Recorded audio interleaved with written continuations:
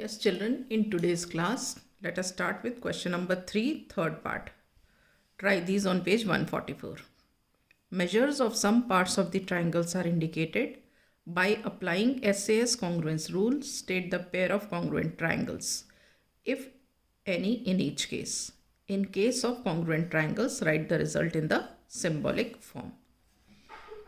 अभी हमको क्या देखना है कि ये दोनों ट्राइंगल्स कॉन्ग्रुएंट है या नहीं. अगर कॉन्ग्रुएंट है तो we have to write the result in the symbolic form. ठीक है, तो हम जैसे 3.5 से 3 सेंटीमीटर की ओर जा रहे हैं तो इधर भी 3.5 से 3 की ओर जाएंगे. तो हम इसको कैसे लिखेंगे? In triangle D F E and triangle P Q R. तो हम यहाँ लिखते हैं in triangle D F E and triangle PQR. ठीक है, DF is equal to PQ, DF is equal to PQ is equal to 3.5 centimetres. उसके बाद angle F is equal to angle Q 40 degree. Angle F equal to angle Q equal to 40 degree. उसके बाद FE is equal to QR, FE is equal to QR.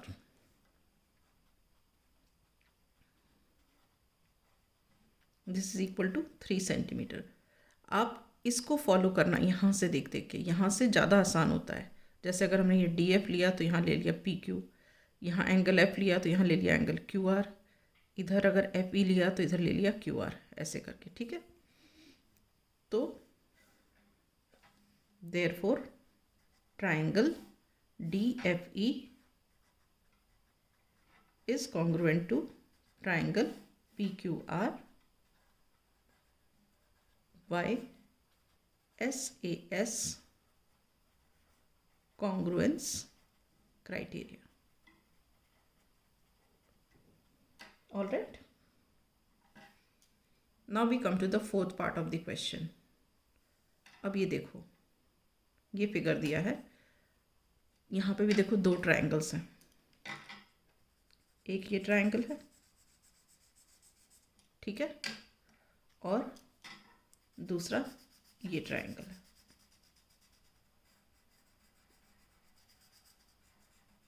ठीक है, अब इसमें भी देखो आप 3.5 सेंटीमीटर की ओर से अंदर जा रहे हैं एंगल की तरफ. तो यहाँ पे भी 3.5 की तरफ से अंदर जा रहे हैं. तो हम इसको कैसे लेंगे? In triangle QPR, in triangle QPR and triangle 3.5 से अंदर की ओर जा रहे हैं SRP. अब देखो QP is equal to SR, QP is equal to SR equal to 3.5 centimetre. QP equal to SR equal to 3.5 centimetre. ठीक है, अब ये एंगल इज इक्वल टू ये एंगल. अब हम इसको एंगल R नहीं बोलेंगे. एंगल R मतलब ये पूरा बड़ा एंगल होता है, तो हम इसको बोलेंगे angle SRP. Angle SRP is equal to angle QPR. यहाँ पे भी देख लो SRP QPR, सीक्वेंस वही रहा. That is equal to 30 degrees. ठीक है, अब उसके बाद हमने लेना है RP, SAS. RP is equal to PR. RP is equal to PR. RP is equal to PR क्या है? It is common. दोनों ट्राइंगल में कॉमन है, तो हम क्या बोलेंगे? Therefore triangle QPR is congruent to triangle SRP by SAS congruence criteria. Is this clear? Right. Now we come to the next question. Now see this question, question number 4. In the figure, AB and CD bisect each other at O. AB and CD bisect each other at O. Bisect का मतलब they divide it into two equal parts. इसका मतलब क्या हुआ? AO is equal to BO and CO is equal to DO. ठीक, मतलब हमें ये और ये बराबर दिया है, ये और ये बराबर दिया है, तो हम यहाँ पहले लिख लेते हैं. Since AB and CD bisect at O, so AO is equal to BO, comma CO is equal to DO. ठीक, अब हमें क्या बोला है? State the 3 pairs of equal parts in 2 triangles AOC and BOD. AOC and BOD. तो हम अब लिखते हैं in triangle AOC and in triangle BOD. Now in triangle AOC and triangle BOD.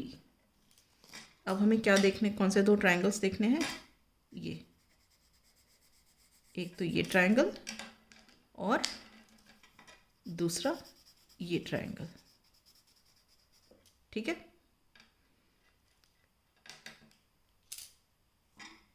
तो AOC, AO is equal to BO, यहाँ से है ना. हम क्या निकाल रहे हैं? 3 pairs of equal parts in 2 triangles. In triangle AOC and BOD, 3 pairs of equal parts of the 2 triangles are, क्या है? AO is equal to BO. यहाँ से देखना, AO is equal to BO. ठीक है, उसके बाद OC equal to OD, OC equal to OD. Reason क्या है इसका?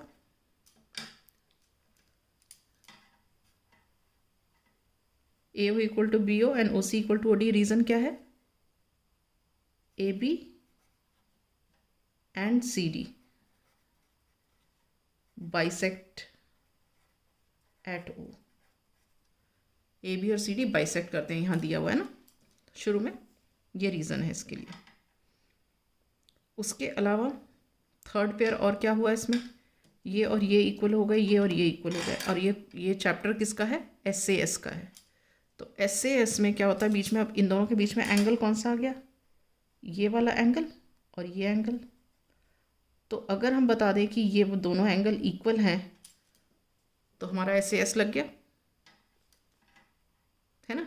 तो हम बोलेंगे angle AOC is equal to angle BOD.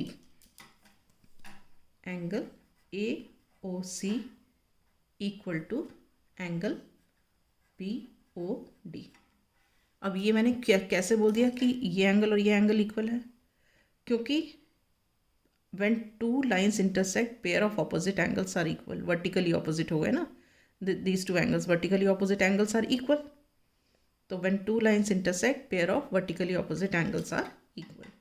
तो यहाँ पे हम यही रीज़न लिख देंगे, when 2 lines intersect,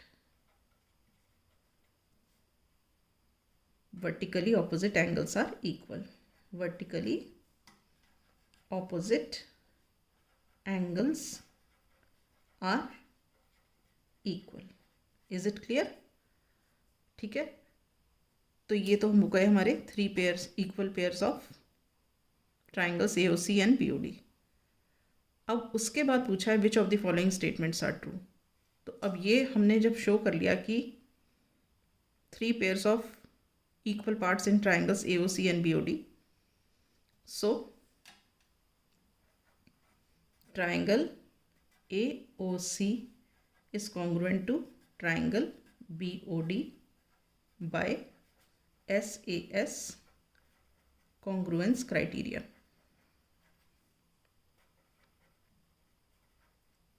ठीक है, तो इसमें इन दोनों में कौन सा स्टेटमेंट ट्रू दिख रहा है? AOC BOD. AOC BOD मतलब statement B is correct. Therefore statement B is correct. Okay, right. With this I wind up. In the next class I shall start with the next topic.